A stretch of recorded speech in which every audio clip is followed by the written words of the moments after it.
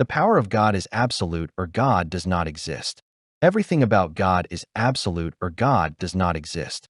If there is a critique of God that does not simply the absolute power of God, there is no God. God is the perfect of all possible conceptions. If anyone can think of something higher or more perfect than God, that is God. The existence and the power of God is not the issue. The problem is the mind of man. The power of God critiqued is the ability of man to think rationally investigated, because the absoluteness of God is something not many of us can comprehend. It is not the power of God that is the real issue. The problem is the assumption we have made prior to thinking about God and His power. If we assume the power of God is manifested in physical reality, we will encounter problems, because physical reality is not absolute and cannot contain absolutes. We develop issues with God, such as the one concerning the existence of an absolute God in a finite world. The Epicurean paradox has remained with us because it is difficult to imagine a power in this world that is absolute, that does not do what is good. We do not ask if we can measure good in a physical realm. Nimrod was a physical man who had physical power, who created the world's first empire. His power could be seen and measured in a physical way. But God is not a physical thing. How can we prove God exists in the physical world when He is not physical? This leads many to conclude God does not exist or is not relevant to physical beings. That might be an issue if it was possible to prove physical reality exists. If we cannot prove physical reality exists, how do we prove there is a God associated with this conception of reality? Do we understand that the power of gravity is not absolute? It is relative.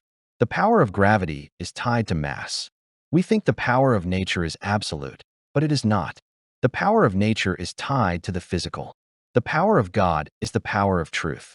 Truth is absolute, and the power of truth is absolute.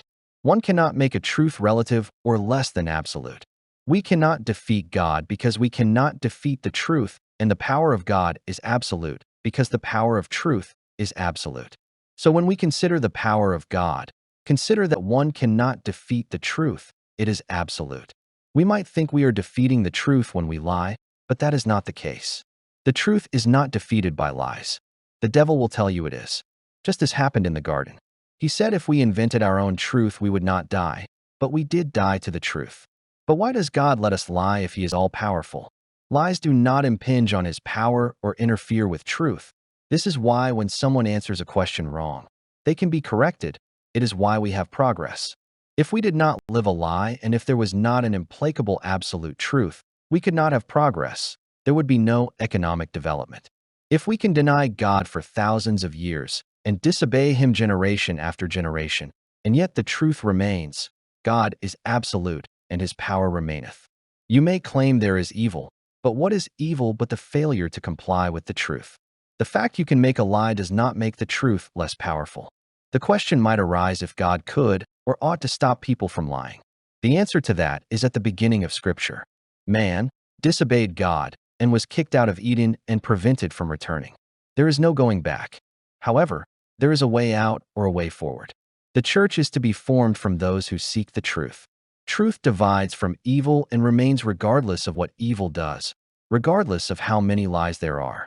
Truth remains intact. To understand God's power, we need to understand our mind and the way we think.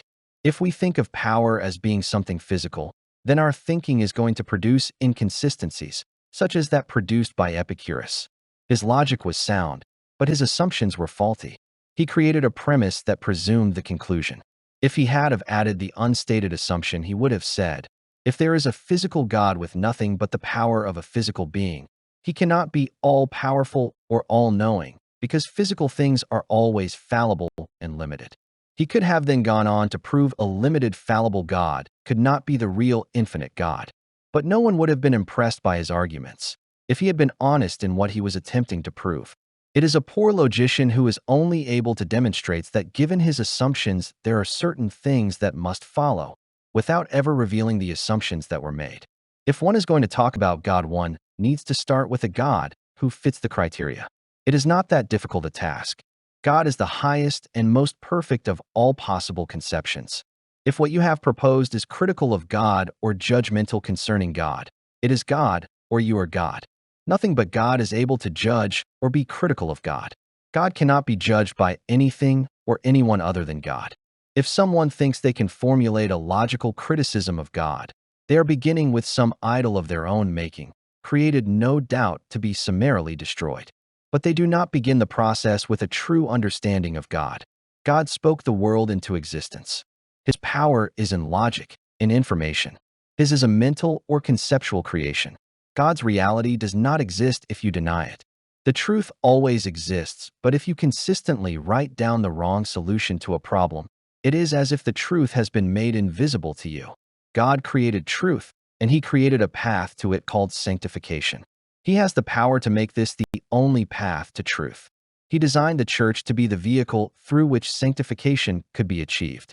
There is no deviation here, no qualification. God is all-knowing and all-seeing and all-powerful when it comes to truth, because truth is an absolute. The question is, what has the truth to do with lies?